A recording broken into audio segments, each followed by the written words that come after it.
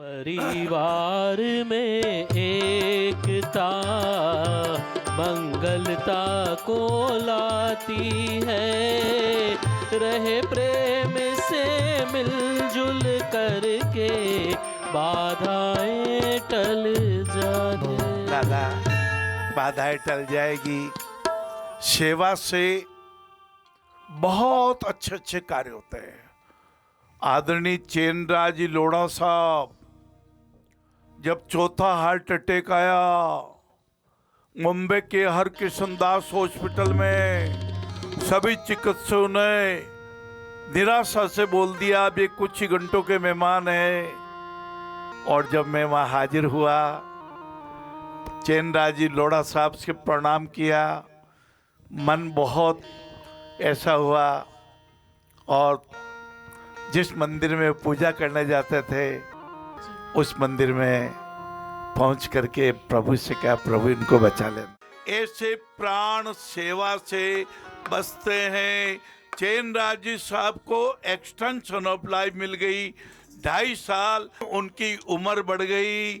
और हनुमान जी ने जब सुना, धन्य भाग्य इस किंकर ने भी उनके शुभ दर्शन पाए, जिनकी चर्चा कर सदैव ही प्रभु के भी आंसू आए, प्रभु के भी आंसू आए। ओहो भरत जी महाराज, वो भरत जी महाराज जो चित्रकूट तक पैदल पैदल पधारे, भगवान के चरणों में गिर पड़े, आंखों के आंसू से रामचंद्र भगवान के चरण पकड़ दिए।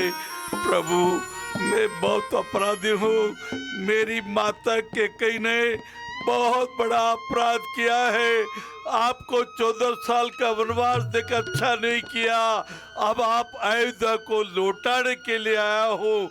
मैं वन में रह लूंगा, शत्रुघ्न के साथ मैं रह लूंगा, आप मेरे बड़े भैया राम जी और छोटे भैया लक्ष्मण जी आप राज करो।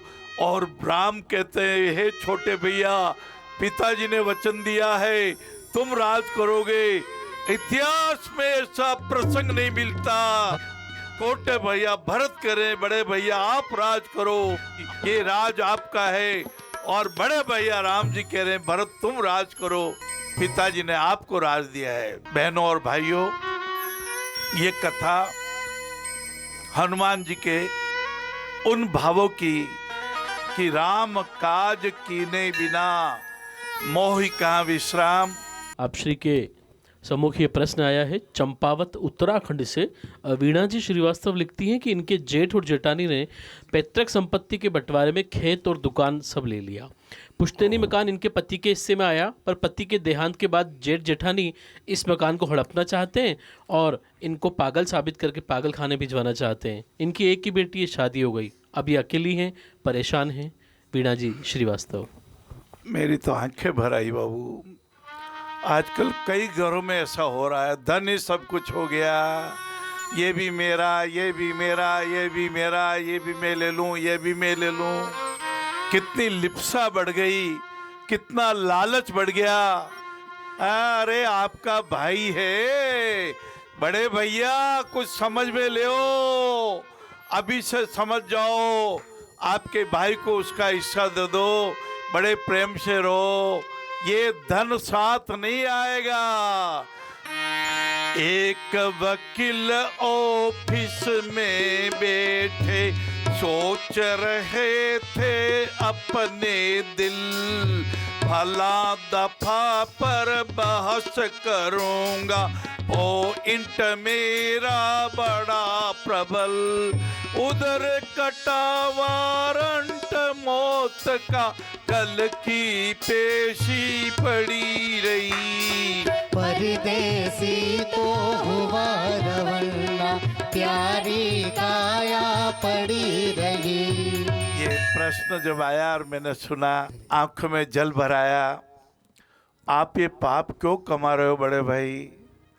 आपके भाई के आंखों के आंसू को देखिए। इंसान तो उसे कहते हैं जो किसी के काम आ जावे।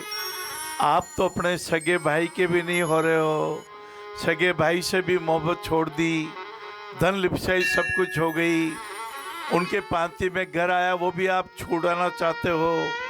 ऐसा लालच छोड़ दीजिए, होना तो ये चाहिए।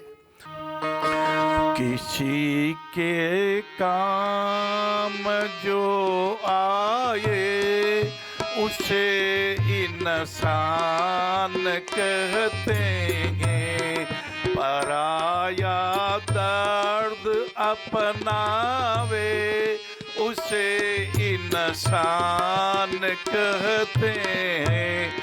इंसानियत की परिभाषा पराए आंख के आंसू पोंछ लो। हाँ महाराज, हैं सभी बंदे प्रभु के, बंदगी उनकी करो, प्रेम की बो फसल आनंद फल फिर बांट लो।